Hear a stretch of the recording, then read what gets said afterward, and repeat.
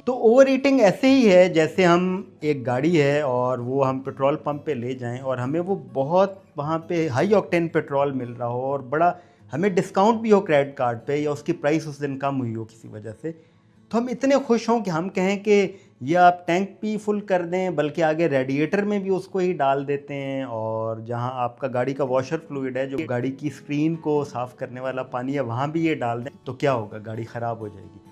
तो जो चीज़ जितनी ज़रूरत है उस हिसाब से ही उसकी रिक्वायरमेंट है।